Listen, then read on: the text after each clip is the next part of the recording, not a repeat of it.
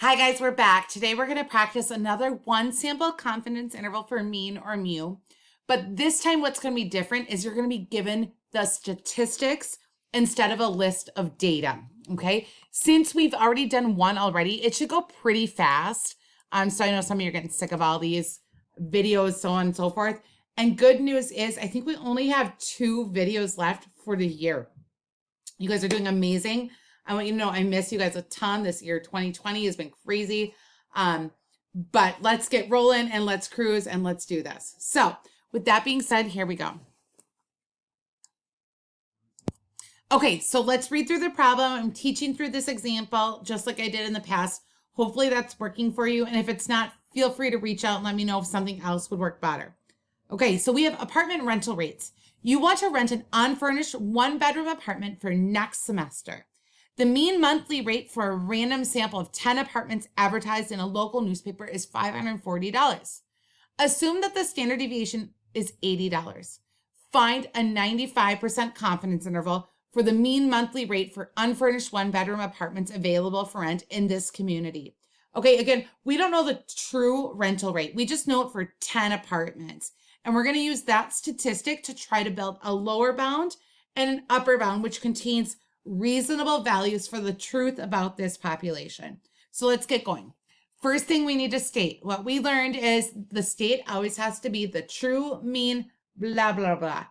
What is blah, blah, blah? Blah, blah, blah is the story. So in this case, we're talking about rental rates for a 1-bedroom apartment. So that's here. I have it filled out for you to go a little bit faster, not to waste your time. At this point, pause it, write it down, and so it works out for you. I'm trying to keep these videos a little bit shorter, even though we'll still make the same amount of time, but I think there's something psychological if you see a 15-minute video versus a 30-minute video.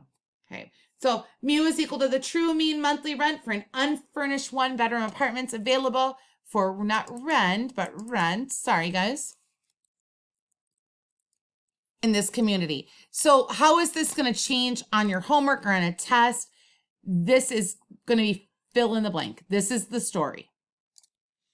Okay, next we have the plan. So the plan is that R, random, I, independence, 10N is less than capital N, and then N, in this case, N has to be greater than or equal to 30. And just a friendly reminder that 30 comes from something called the central limit theorem, that when you take statistics in college, they'll talk about, or AP statistics, that kind of thing, you'll talk about. Okay, so I have R is equal to a random sample of 10. And they do state that right here, random sample, so we don't have to assume it, okay? I, we showed in the notes before, that's 10 times N has to be less than capital N, the population. We don't know how many apartments are in this area, so we just say 10 times 10 is less than all apartments. Technically, I should have put in the area. I didn't. That's okay. Now we're N. 10 is not greater than or equal to 30. That's a bummer. Okay, so what we have to do is we have to assume the graph of these data from the apartment is either slightly skewed or symmetric with no outliers. And really, technically, from just like an AP standpoint, a college standpoint, that small sample size, it really should be symmetric data in order to proceed with no outliers, okay? But we're okay for now. The main goal is you just know how to do these intervals. So let's proceed. Ooh, baby. Sorry, guys. Where'd I go? Okay, now we're at the do.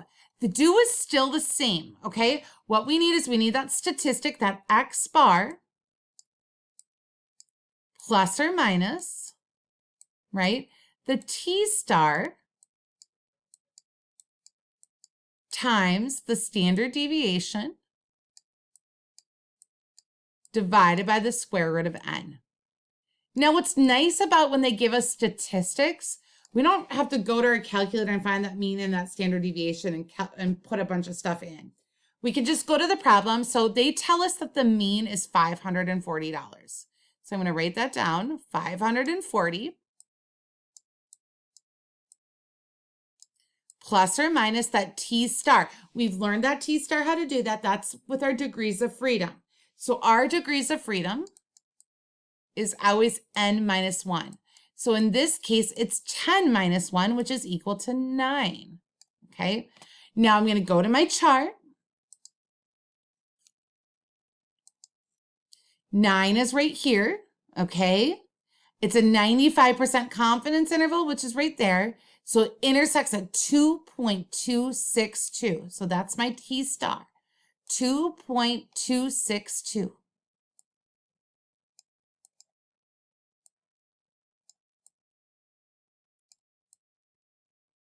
Times the standard deviation. So they tell us the standard deviation is 80.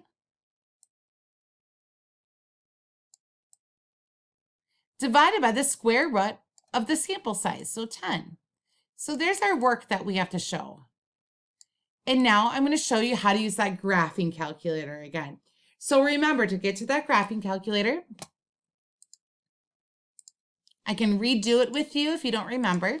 We had MCA calculator.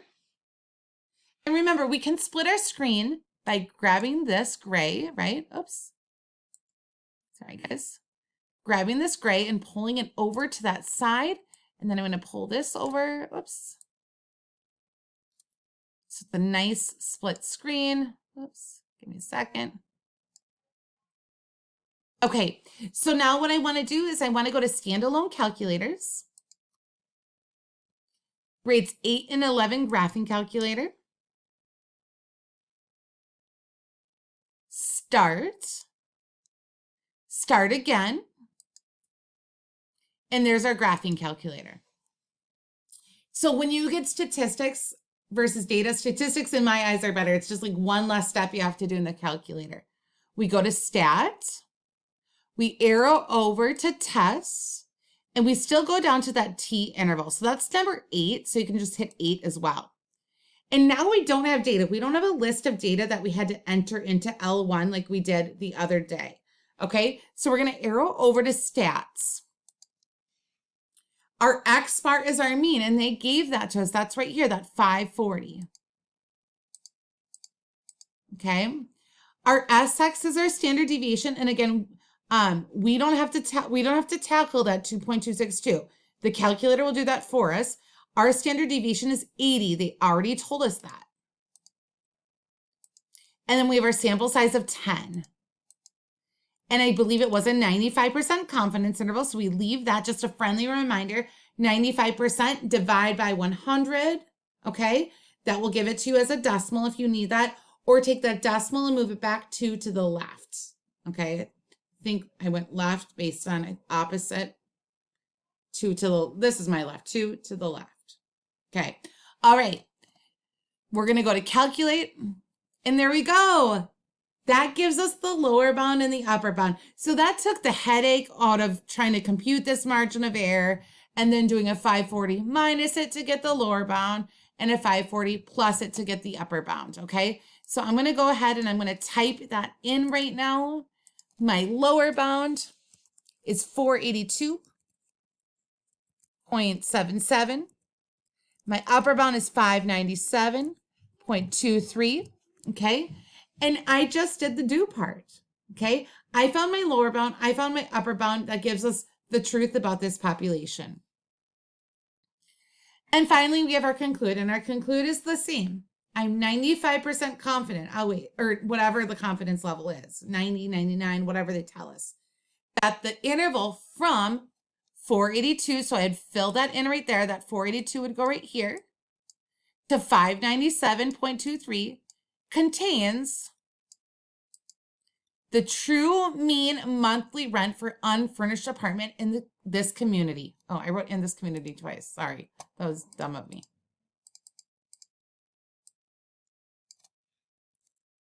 Okay, so what's going to change for on your homework? This might change because it might be 90%, it might be 99, whatever it is. This is where your lower bound always goes. This is where your upper bound always goes. Contains the true mean will always stay the same, but then this is where we fill in the context. All right, guys, you just did a one sample T interval for mu when you were given statistics, which is a little bit easier than, I'm sorry, when you were given data or statistics. I'm off. I'm tired. I'm ready to go to bed. Okay, it's Saturday night and I'm making videos. Okay, so that gives you your one sample t interval from you when you are given statistics, which is a little bit easier than data. Data is what we did yesterday. When you have that list of data, you have to put in L1. If you have any questions, feel free to reach out, you guys, and you guys have a wonderful night.